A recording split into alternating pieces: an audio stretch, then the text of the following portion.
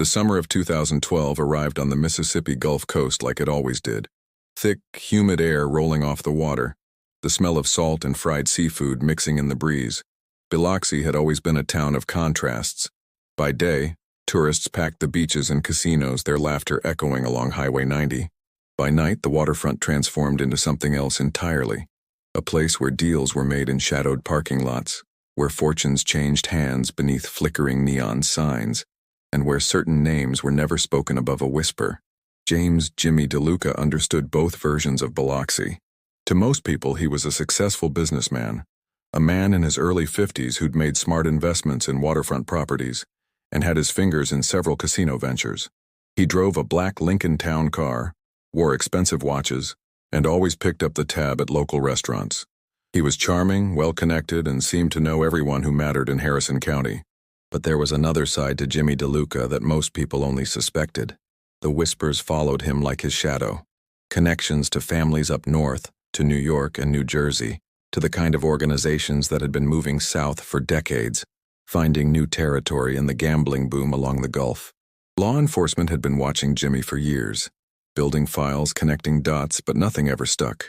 He was too careful, too protected, too deeply woven into the fabric of legitimate business to be easily touched. On the night of July 14, 2012, that protection ran out. The call came into the Biloxi Police Department at 6:47 a.m. A dock worker arriving for his early shift at the Point Cadet Marina had noticed a black Lincoln parked at an odd angle near the boat slips. The engine was off, the driver's side window was down, and something about the stillness of the scene made his stomach turn. When he approached, he saw what he'd feared. A man slumped in the driver's seat, his expensive suit jacket dark with blood, his eyes staring at nothing. The crime scene was methodical, professional, chilling in its precision. 2 gunshot wounds to the back of the head, close range, execution style. No signs of struggle, no defensive wounds, no indication that Jimmy DeLuca had even seen it coming. The killer had approached from behind, done the work quickly, and disappeared into the humid Mississippi night without leaving a trace. Detective Sarah Martinez was one of the first investigators on the scene. She'd been with the Biloxi PD for 8 years, working her way up from patrol to the Criminal Investigation Division. She'd seen plenty of violence in her time, domestic disputes that turned deadly, bar fights gone wrong, drug deals that ended in gunfire. But this was different. This had the mark of something organized, something calculated, something that spoke of a world most citizens didn't know existed in their quiet coastal town. As the morning sun climbed higher, turning the crime scene tape golden, Martinez walked the perimeter. The marina was relatively isolated at this hour, surrounded by warehouses and industrial buildings that emptied out after business hours. No security cameras covered this particular section of the lot. No late-night witnesses had come forward. The placement seemed deliberate, close enough to the water to suggest a message, isolated enough to ensure privacy. The forensics team worked with practiced efficiency, photographing every angle, collecting trace evidence that seemed almost insultingly sparse. A few shell casings, carefully left behind or perhaps deliberately placed, tire marks that would prove impossible to match definitively, and the body itself, already growing rigid in the heat, telling a story of sudden professional violence. By noon, the news had spread through Biloxi like wildfire. Jimmy DeLuca was dead, murdered, and the questions everyone was asking were the same ones law enforcement couldn't answer. Who would be bold enough to kill such a connected man? What message was being sent, and most importantly, on what came next? The FBI field office in Mississippi was notified by early afternoon. Special Agent Robert Chen had been tracking organized crime activity along the Gulf Coast for nearly a decade. He knew the names, the families, the way East Coast operations had been steadily expanding into Southern territory. The casinos provided perfect opportunities for money laundering. The ports offered access for smuggling operations. And men like Jimmy DeLuca served as the bridge between the old world and the new, between the traditional families and the emerging opportunities in places most Americans still thought of as innocent. Chen arrived in Biloxi within 24 hours, bringing with him boxes of files and years of accumulated intelligence. He met with Martinez and her team in a conference room at the police station, laying out photographs and organizational charts that showed connections most local investigators had only suspected. Jimmy DeLuca wasn't just a businessman with mob ties. He was a made man, an associate of the Genovese family with responsibilities that stretched from the Jersey Shore to the Mississippi Gulf. But knowing who Jimmy was didn't answer the crucial question: who killed him, and why? The investigation team began the painstaking work of retracing Jimmy's final days. They interviewed casino managers who remembered seeing him in high-stakes poker rooms. They talked to restaurant owners who recalled him dining with men in expensive suits. Conversations conducted in low voices over plates of pasta and glasses of red wine. They pulled phone records showing dozens of calls to New York and New Jersey in the weeks before his death. They examined financial documents that suggested large cash movements, investments that looked legitimate on paper but carried the unmistakable patterns of laundering operations. What they didn't find was anyone willing to talk. The code of silence that governed organized crime was absolute. Business associates suddenly couldn't remember specific meetings. Friends became vague about Jimmy's activities. Even people who had nothing to hide seemed reluctant to be associated with the investigation. Fear spread through certain circles in Biloxi. Fear that talking meant becoming the next target, that cooperation with law enforcement carried a price too high to pay. As the first week turned into the second, the case began to cool. The media coverage faded. The FBI and local police continued working leads, but the trail was growing cold.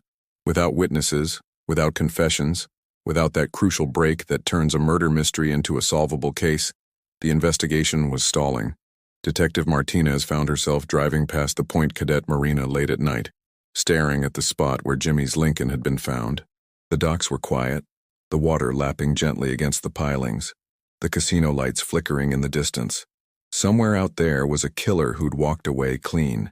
Somewhere were answers that seemed impossibly out of reach.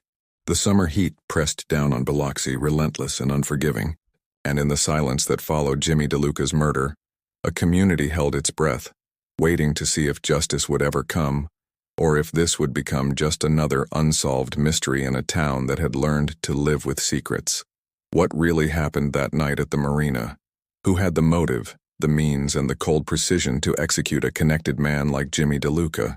The investigation was only beginning, and the answers would prove far more complex than anyone imagined.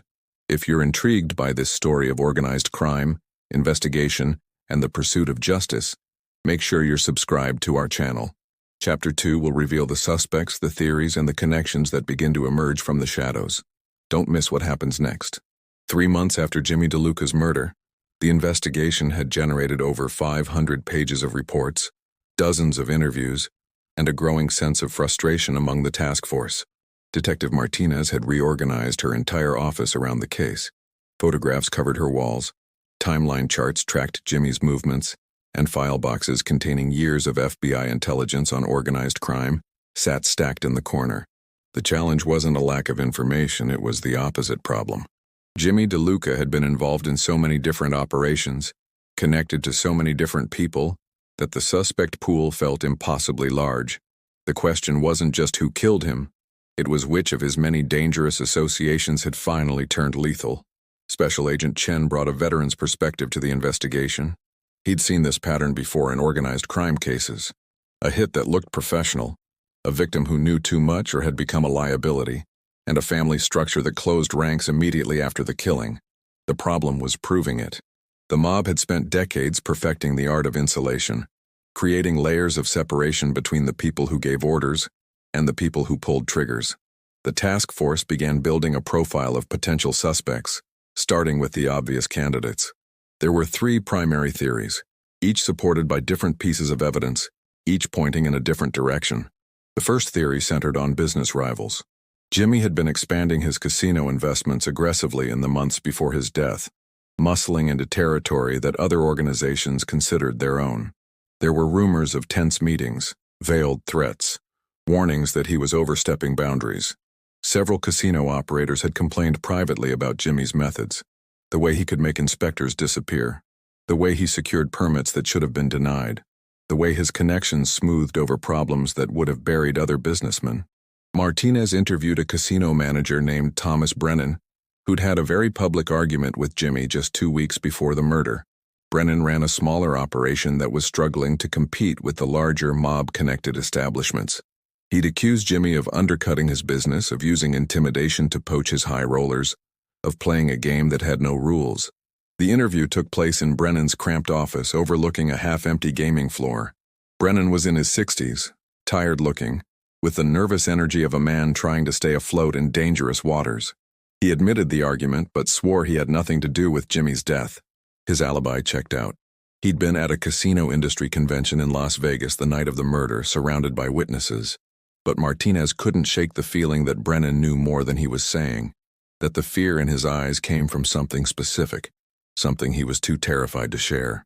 The second theory involved Jimmy's connections to smuggling operations. The Gulf Coast had become a major entry point for contraband moving into the United States. Cigarettes from overseas, counterfeit goods, and increasingly, drugs.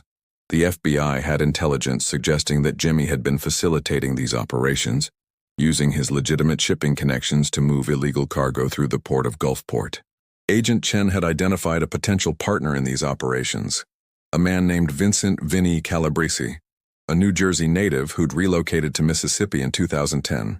Vinny had a record going back to the 1990s, mostly minor offenses that suggested mob connections without proving them definitively. He owned an import-export company that operated out of Gulfport, and phone records showed regular communication between him and Jimmy in the months before the murder.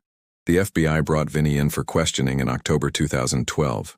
He arrived with a lawyer, a slick attorney from New Orleans who specialized in defending clients with organized crime connections. The interview was frustrating and unproductive. Vinny admitted knowing Jimmy, admitted doing business with him, but claimed it was all legitimate import work, furniture, textiles, nothing illegal.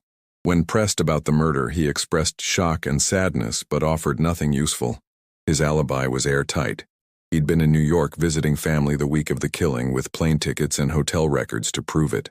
But Vinny's lawyer made a mistake during the interview. When Agent Chen mentioned the specific time of Jimmy's death, the lawyer had corrected a small detail about the location, revealing knowledge that hadn't been made public. It was a tiny slip, easily explained away, but it told the investigators something important. The lawyer, and possibly Vinny, had information about the murder that came from somewhere other than news reports.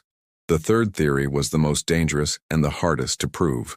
It suggested that Jimmy hadn't been killed by rivals or business partners but by his own family, the crime organization he'd served for decades. This kind of internal execution was the most common form of mob violence. Maybe Jimmy had been skimming money. Maybe he'd become unreliable, a potential informant, someone who knew too much and was starting to crack under pressure. Maybe the families up north had decided the Mississippi operations needed new leadership, and Jimmy was simply in the way. This theory led the investigation toward the darkest corners of organized crime structure. Chen pulled files on every known associate of the Genovese family who'd been in the South during the summer of 2012. The list was surprisingly long. The expansion into Gulf Coast territory had brought dozens of connected men to Mississippi, Alabama, and Louisiana. Some were legitimate businessmen with shadowy connections. Others were soldiers and enforcers, the kind of men who did the family's violent work without asking questions. One name kept appearing in the investigation, mentioned in whispered conversations, referenced in encrypted communications, never quite provable but always present. Marcus, the Hammer, Giuliano. Marcus was 43 years old in 2012, a third-generation mobster whose grandfather had worked for the Genovese family in New York during the 1960s. He'd grown up in the life, learning the rules, understanding the code, and most importantly, developing a reputation for absolute loyalty and ruthless efficiency. His nickname came from his preferred method of delivering messages: blunt, direct, final.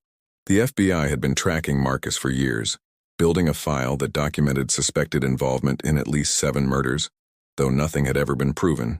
He was smart, careful, and protected by layers of legal representation that made prosecution nearly impossible. Phone records showed he'd been in Mississippi during July 2012, ostensibly visiting casino properties on behalf of northern investors, but his exact whereabouts on the night of Jimmy's murder were unclear. Martinez and Chen made Marcus their primary focus, as 2012 turned into 2013. They tracked his movements, interviewed people who'd seen him in Biloxi, analyzed financial records looking for any connection to the murder. But Marcus was a ghost, leaving no evidence, creating no trails, protected by the same wall of silence that surrounded the entire investigation.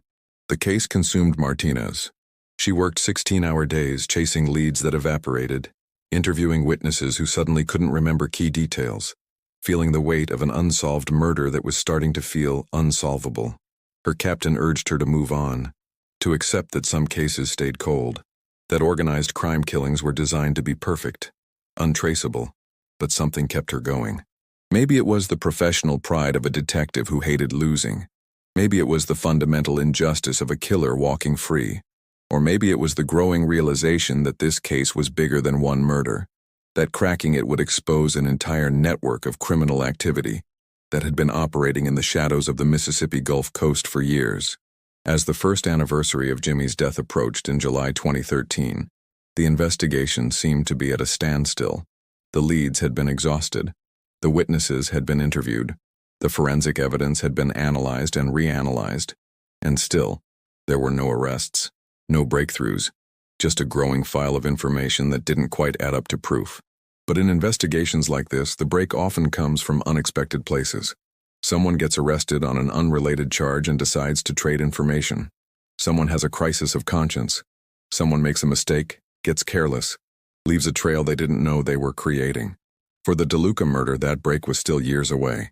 But it was coming, slowly, inevitably, like a storm building over the Gulf of Mexico, gathering strength, ready to change everything.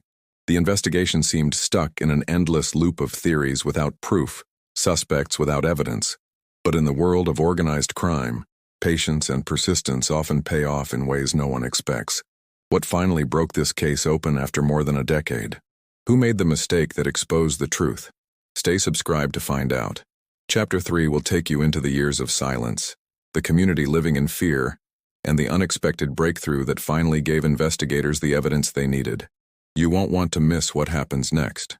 The years between 2013 and 2020 were difficult for everyone connected to the Jimmy DeLuca investigation. Detective Martinez was promoted to sergeant, given more responsibilities assigned to other cases. But Jimmy's file never left her desk. She'd open it periodically, reviewing the evidence, looking for something she'd missed, some connection that hadn't been obvious the first 100 times she'd examined the documents. Special Agent Chen retired from the FBI in 2017, but before he left, he made sure all his intelligence on Gulf Coast organized crime was properly cataloged and transferred to the next generation of investigators. He'd spent nearly 15 years tracking these operations, watching the families expand their influence, documenting a criminal enterprise that most Americans didn't believe still existed. The DeLuca murder was his biggest unsolved case, the one that had haunted him through his final years of service. Biloxi changed during those years, but in many ways stayed the same. The casinos continued to thrive, the tourists kept coming, and the waterfront remained a place where fortunes were made and secrets were kept. But something had shifted in the community. People who'd known Jimmy, who'd done business with him, who'd understood what his death represented. They lived differently now, more carefully, more quietly, always aware that in this world, knowing too much could be fatal. The organized crime presence on the Gulf Coast didn't disappear after Jimmy's murder. If anything, it became more sophisticated, more deeply embedded in legitimate business structures. The families had learned from past mistakes. They'd adapted to modern surveillance, to digital forensics, to the evolving methods of law enforcement. The operations continued.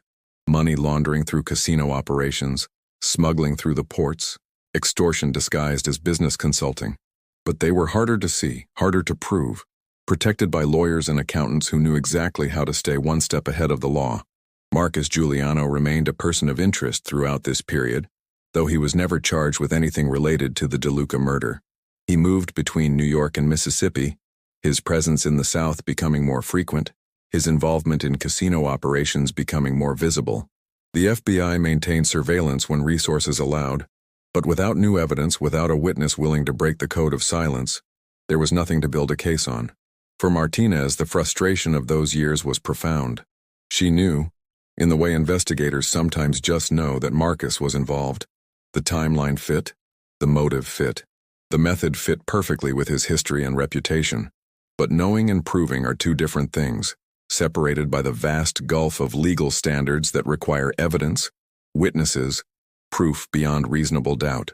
The break, when it finally came, emerged from a completely unexpected direction.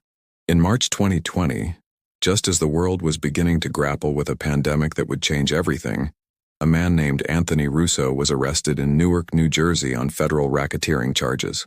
Russo was a mid-level member of the Genovese family, involved in construction fraud and union corruption. He was 56 years old, facing a sentence that would likely keep him in prison for the rest of his life. And Anthony Russo decided he was done protecting other people. The process of flipping a mob informant is delicate, complex, and fraught with danger. The FBI agents who approached Russo in his holding cell knew they were offering him a chance at redemption, or at least survival, in exchange for betraying everything he'd been taught to honor since childhood. The code of silence, omerta, was absolute in the world Russo had grown up in. Breaking it meant becoming a target, living in fear, accepting a new identity and a life of looking over his shoulder.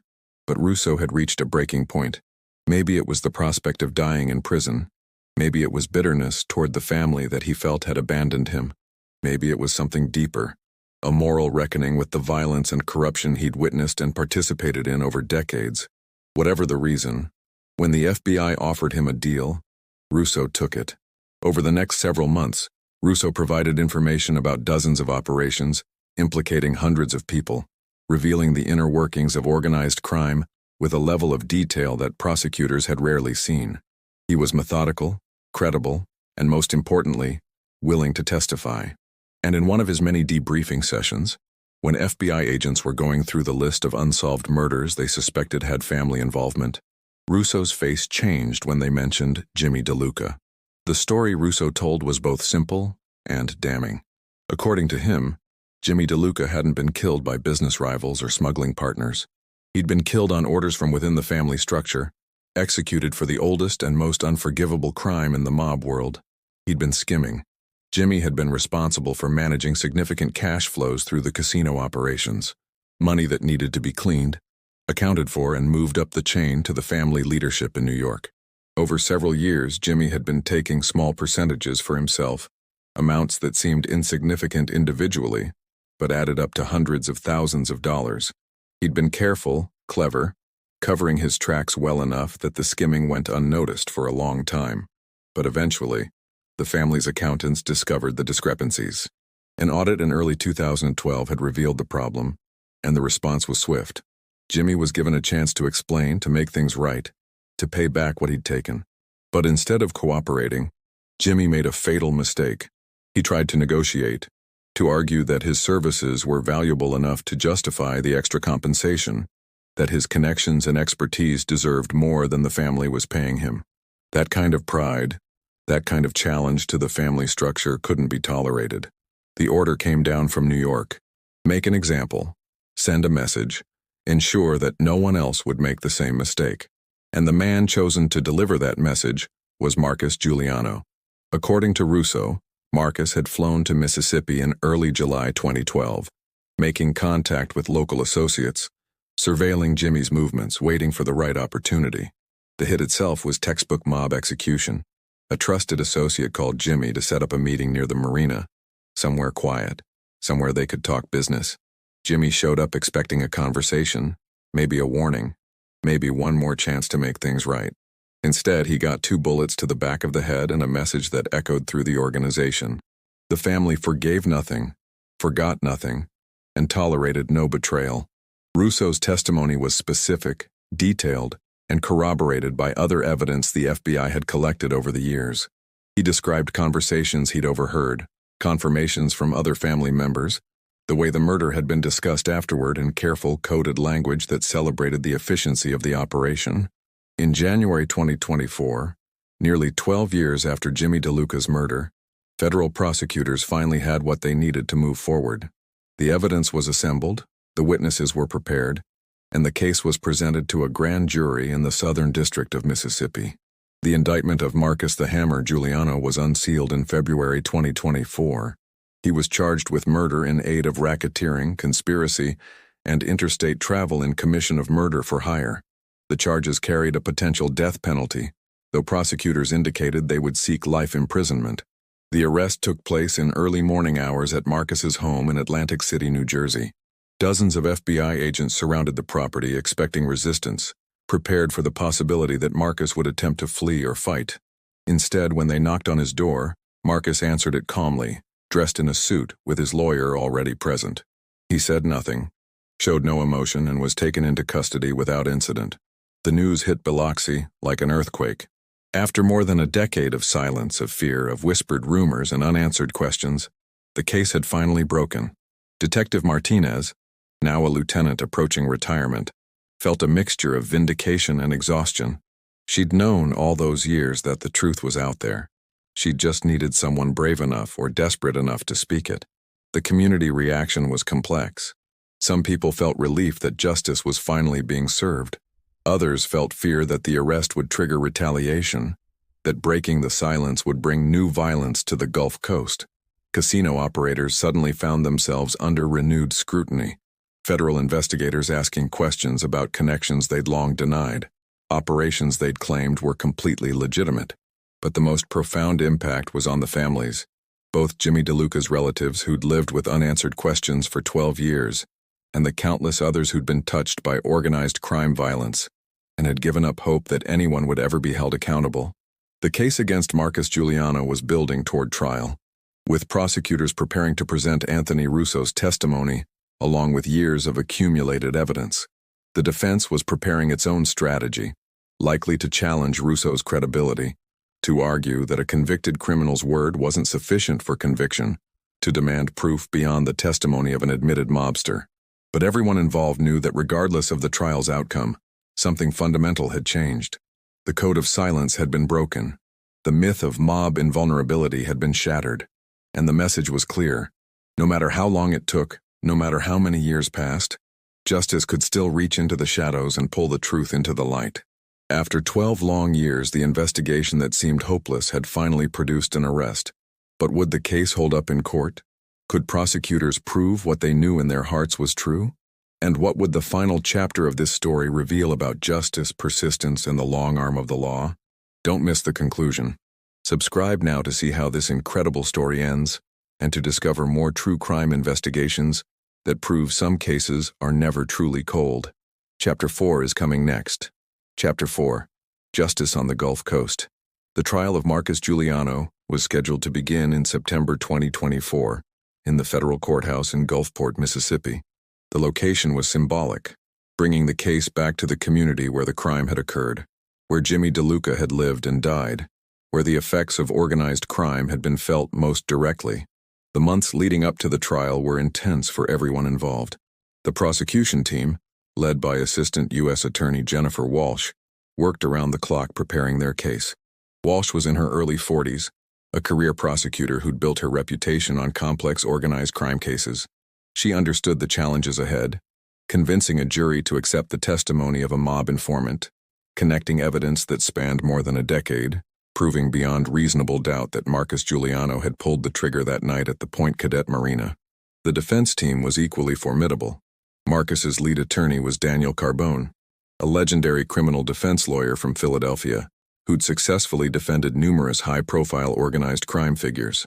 Carbone's strategy was predictable but effective. Attack the credibility of Anthony Russo, emphasize the lack of physical evidence directly linking Marcus to the murder, and create reasonable doubt in the minds of the jurors. Detective Martinez, now Lieutenant Martinez, and just months from retirement, found herself central to the prosecution's case. She'd maintained the investigation for 12 years, documented every lead, preserved every piece of evidence. Her testimony would establish the timeline, the initial investigation, the years of work that had led to this moment. The courtroom was packed on the first day of trial. Media from across the country had descended on Gulfport, drawn by the combination of organized crime, an execution-style murder, and the dramatic arc of a decade-long investigation, finally reaching its conclusion. Security was intense. Federal marshals screened everyone entering the building, conscious of the possibility that the trial might attract unwanted attention from the criminal organizations whose operations were being exposed. Marcus Giuliano sat at the defense table, impeccably dressed, his face showing no emotion. He was 61 years old now, his hair gray but still thick, his demeanor calm and controlled. To look at him, you'd never guess you were seeing someone accused of cold-blooded murder, someone who'd allegedly spent decades in the service of organized crime. He looked like a successful businessman, a grandfather, someone you might see at church on Sunday morning. But appearances, as the prosecution would argue, were precisely the point. The mob had survived for generations by looking ordinary, by blending into legitimate society, by keeping its violence hidden beneath layers of respectability. The prosecution's opening statement was powerful and direct. Walsh walked the jury through the story of Jimmy DeLuca, his rise in the organization, his management of casino operations, his fatal mistake in skimming money from the family. She explained the code that governed this world, the ruthless efficiency with which betrayal was punished, and the careful planning that went into professional executions. Then she introduced Anthony Russo, explaining his background, his decision to cooperate, and the detailed information he'd provided about the DeLuca murder. She acknowledged Russo's criminal history, addressing it head-on rather than letting the defense use it to ambush her case. Yes, Russo was a criminal. Yes, he'd committed serious crimes. But that was precisely why his testimony was valuable. He'd been inside the organization, witnessed its operations, understood how it functioned. The defense's opening statement took a different approach. Carbone portrayed the prosecution's case as built entirely on the word of a desperate criminal trying to reduce his own sentence. He pointed out the lack of physical evidence. No fingerprints, no DNA, no weapon, no eyewitnesses to the actual shooting. He acknowledged that Jimmy DeLuca's murder was tragic, but argued that the prosecution hadn't proven Marcus Giuliano's involvement, only alleged it based on the uncorroborated testimony of an admitted liar. The trial proceeded over 3 weeks with testimony from dozens of witnesses. Lieutenant Martinez spent 2 days on the stand, walking the jury through every aspect of the original investigation. She described the crime scene, the evidence collected, the interviews conducted, the years of following leads that seemed to go nowhere.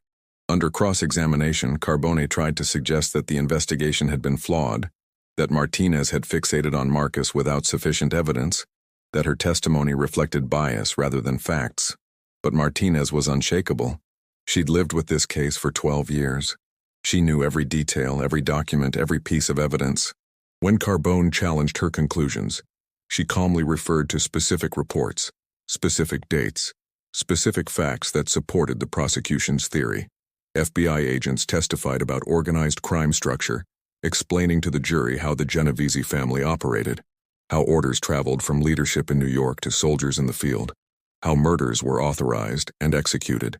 Financial experts analyzed the casino operations, showing the jury exactly how Jimmy had been skimming money, how the amounts had accumulated over time, how the family would have discovered the theft.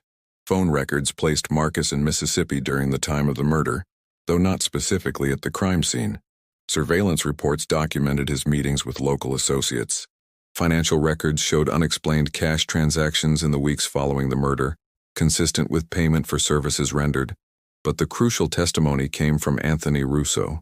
Russo spent 3 days on the witness stand, protected by U.S. Marshals, testifying under immunity granted in exchange for his cooperation.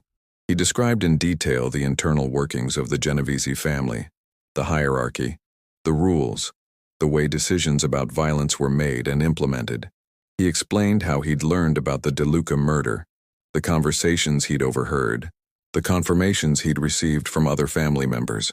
Russo's testimony was specific and damning. He described a conversation in late 2012 where Marcus had been praised for handling a Mississippi problem efficiently. He recalled another member joking about someone who'd learned, "You can't negotiate with the family." He detailed the coded language used to discuss murders without explicitly admitting to them.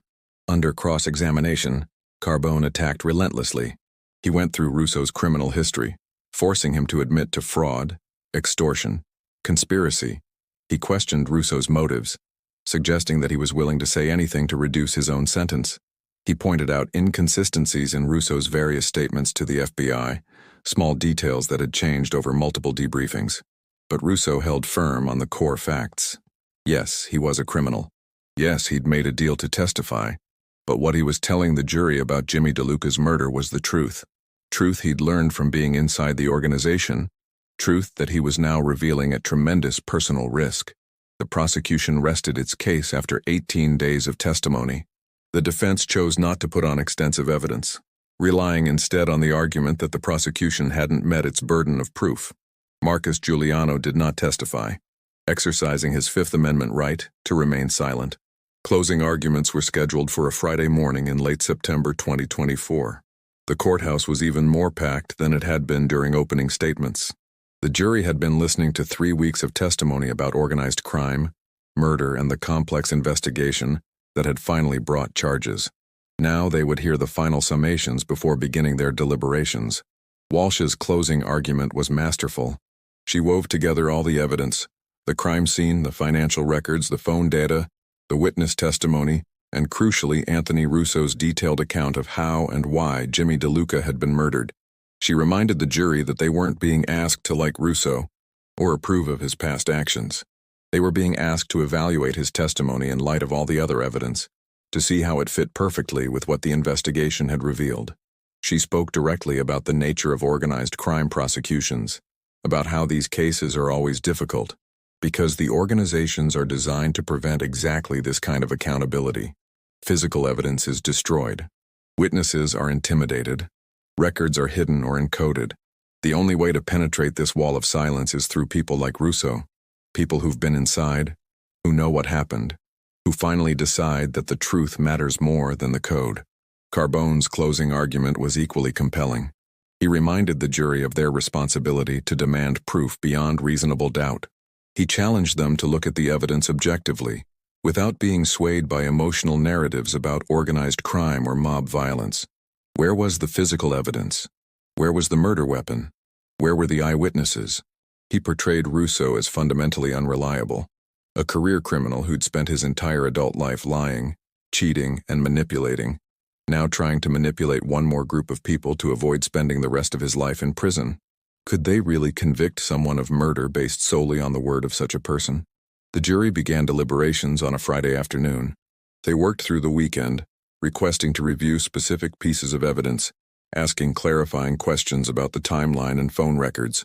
The waiting was excruciating for everyone involved.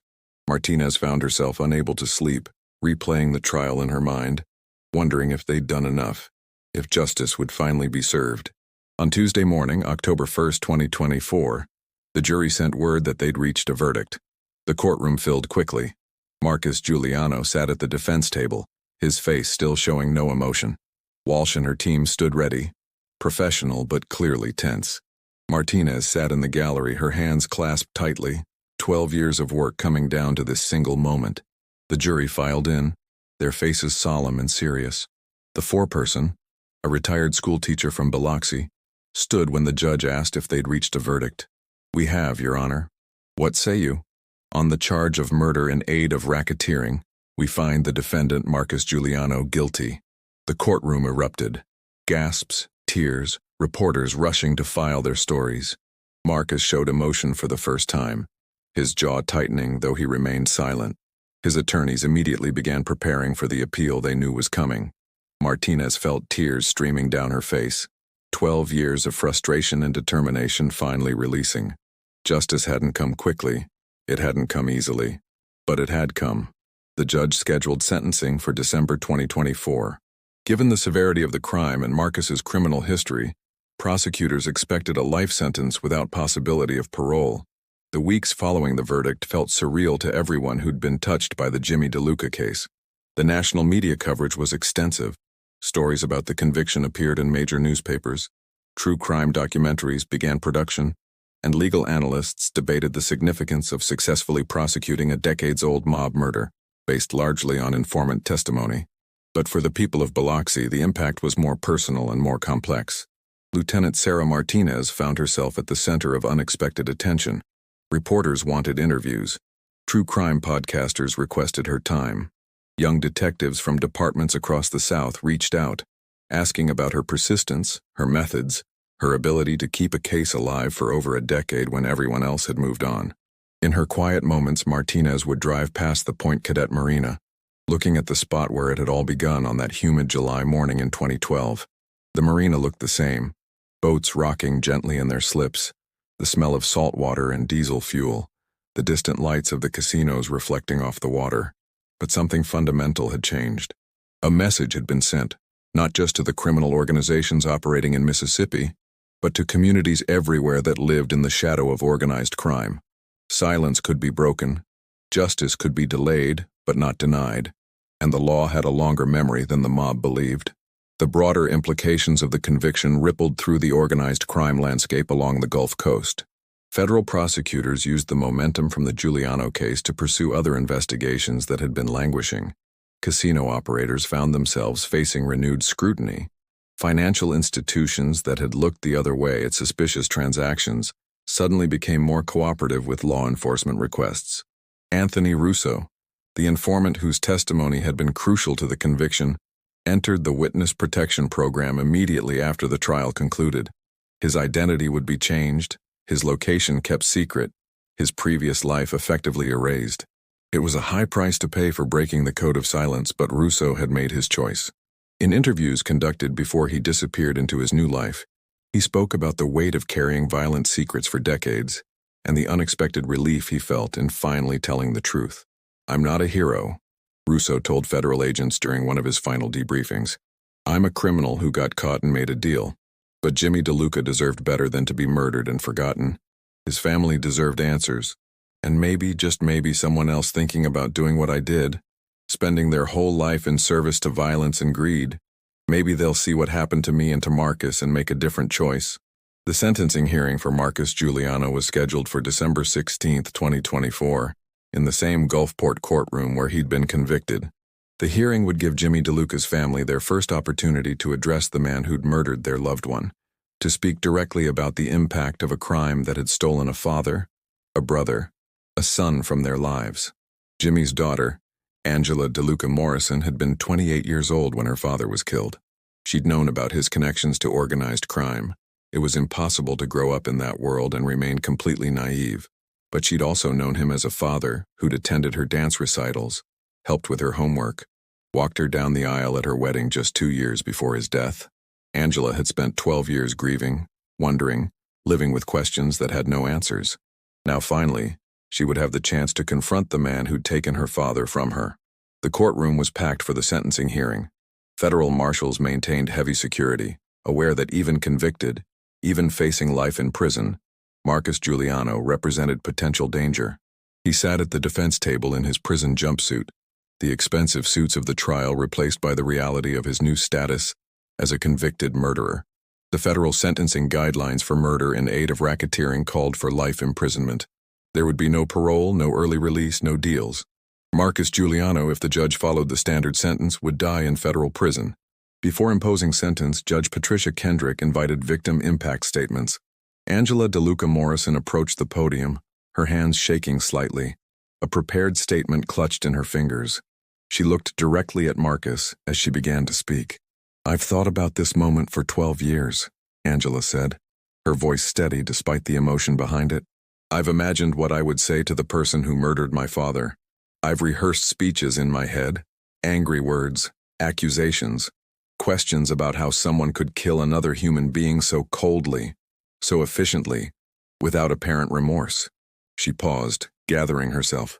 "My father wasn't perfect. I knew that even before he died, and I've learned more in the years since. He was involved in things that weren't legal, that weren't right. He made choices that put him in dangerous situations, but he was still a human being. He was still my dad, and he didn't deserve to be executed in a parking lot like an animal." Marcus showed no reaction, his face as emotionless as it had been throughout the trial. "What you took from us wasn't just his life," Angela continued. "You took our peace. You took our sense of security. You took 12 years of wondering, of living with questions, of jumping every time the phone rang, thinking maybe this time we'd get answers. My mother died 4 years ago without ever knowing who killed her husband. My brother struggled with addiction and anger because he couldn't process the trauma of our father's unsolved murder. I've been in therapy for a decade, working through trust issues and fear and the fundamental belief that the world is a dangerous place where violence can strike without warning or justice." She looked down at her prepared statement, then set it aside. "But today we got justice. It took 12 years, but we got it. And I want to thank Detective Martinez, the FBI agents, the prosecutors, everyone who refused to let this case become another cold file in a storage room. They proved that even when criminals think they've gotten away with murder, even when years pass and trails grow cold, persistence and truth can still prevail." Finally, she looked back at Marcus. "I don't forgive you. I'm not sure I ever will. But I'm grateful that you'll spend the rest of your life in prison, that you'll never hurt another family the way you hurt ours, that the message is clear. Murder has consequences, even for people who think they're untouchable. Angela stepped down, tears streaming down her face, and returned to her seat where family members embraced her. The judge then invited the prosecution to make its sentencing recommendation. Assistant U.S. Attorney Jennifer Walsh stood, her presentation brief and to the point. The evidence supported a life sentence. The nature of the crime, a calculated execution-style murder committed as part of organized criminal activity, demanded the maximum penalty. Marcus Giuliano had shown no remorse, accepted no responsibility, and represented a continued danger to society. The defense made its own statement, arguing for mercy despite the verdict, citing Marcus's age, his lack of a violent criminal record prior to this conviction, the possibility of rehabilitation. It was a perfunctory argument. Both the defense and prosecution knew what the sentence would be. Judge Kendrick took only a few minutes to review her notes before announcing her decision. "Mr. Giuliano," she began, "you have been convicted by a jury of your peers of one of the most serious crimes our legal system recognizes: murder committed in the service of organized criminal activity. The evidence demonstrated that you traveled across state lines with the deliberate intention of executing James DeLuca as punishment for his perceived betrayal of the criminal organization you served." She paused, looking directly at Marcus. This was not a crime of passion. It was not a momentary lapse in judgment. It was calculated, planned, and executed with professional precision designed to evade detection and accountability. For 12 years, you believed you had succeeded. You lived freely, continued your activities, showed no remorse for the life you had taken or the family you had devastated. The law provides for severe punishment in cases like this, and I see no reason to deviate from the guidelines. You are hereby sentenced to life imprisonment without the possibility of parole. You will be remanded to the custody of the Federal Bureau of Prisons, where you will remain for the rest of your natural life. The gavel came down with a finality that echoed through the courtroom. Marcus was led away by federal marshals, still showing no emotion, still maintaining the code of silence even in defeat. His attorneys would file appeals, challenging various aspects of the trial, arguing legal technicalities. But everyone in the courtroom knew that, barring extraordinary circumstances, Marcus Giuliano would never again walk free. Lieutenant Martinez sat in the gallery, watching Marcus being escorted out, feeling a profound sense of completion. It hadn't been quick. It hadn't been easy. There had been years when it seemed impossible, when the case felt like it would never be solved, when the silence seemed impenetrable. But justice, real justice, doesn't operate on the timeline criminals hope for. It moves slowly sometimes, building cases piece by piece, waiting for the moment when someone's conscience or self-interest overcomes their fear, when technology catches up with old evidence, when the impossible becomes possible. In the days following the sentencing, Martinez began the process of officially closing the case file that had defined the last chapter of her career. She organized the documents, labeled the evidence boxes, prepared the final reports that would go into permanent storage. The case of James "Jimmy" DeLuca's murder was solved, the perpetrator convicted and sentenced, justice finally served. But she also knew that the broader fight against organized crime would continue. Marcus Giuliano's conviction was significant, but the criminal organizations he'd served still existed, still operated, still sought power and profit through intimidation and violence. The casinos along the Gulf Coast would continue to generate revenue that needed laundering.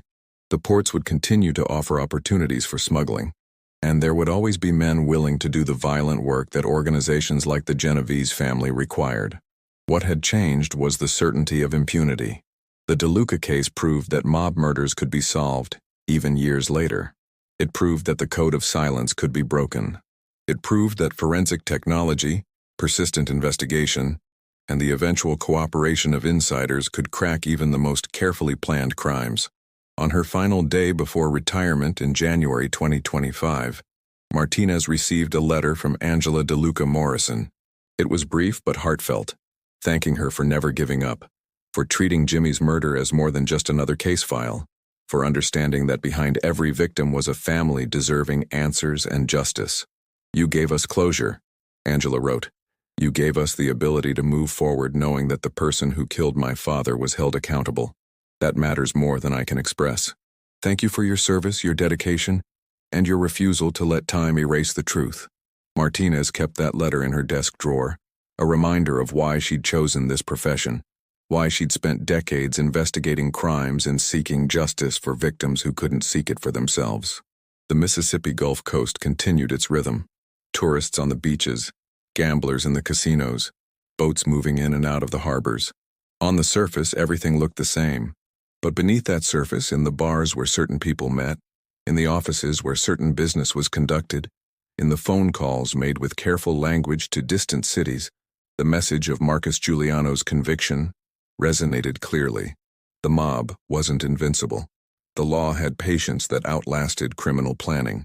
And in the end, even the most carefully executed murder could be solved if investigators refused to give up, and if someone, somewhere, finally decided that truth mattered more than loyalty to a code built on violence and fear. Jimmy DeLuca's grave in the Biloxi City Cemetery gained a new addition in the spring of 2025. A small plaque placed by his family that read simply, "Justice delayed is not justice denied. Remembered always. Avenged finally." It was a simple memorial, but it captured something profound about the nature of criminal justice, about persistence in the face of seemingly impossible odds, about the fundamental human need for answers when violence shatters lives. The case was closed. The conviction was secured, and the message was sent to anyone who believed that time, silence, and careful planning could permanently hide the truth. In the end, murder leaves traces that never entirely disappear. Investigators who refuse to forget, technologies that continue to improve, and occasionally, miraculously, someone with the courage to step forward and speak the truth, whatever the personal cost. The Mississippi mob murder of 2012 had finally been solved. Marcus, the Hammer, Giuliano, would spend the rest of his life in federal prison, and on the Gulf Coast, in the bars and casinos where organized crime still operated in the shadows, people understood that the rules had changed, that the old certainties no longer applied, that justice might be slow, but it was no longer impossible. This is the conclusion of the incredible true story of how a 12-year-old cold case was finally cracked through persistence, technology, and one man's decision to break the code of silence. The investigation proved that no matter how much time passes, no matter how carefully a crime is planned, truth has a way of emerging from the darkness. If you found this story compelling, if you believe in the importance of never giving up on justice, make sure you're subscribed to our channel. We bring you more true crime investigations, stories of persistence and justice, cases that prove some mysteries can be solved even when they seem impossible. Hit that subscribe button, turn on notifications, and join us for more incredible stories where dedicated investigators, evolving technology, and the human need for truth combine to solve cases that once seemed unsolvable. Thank you for watching. Justice may be delayed, but as this case proves, it doesn't have to be denied. We'll see you in the next investigation.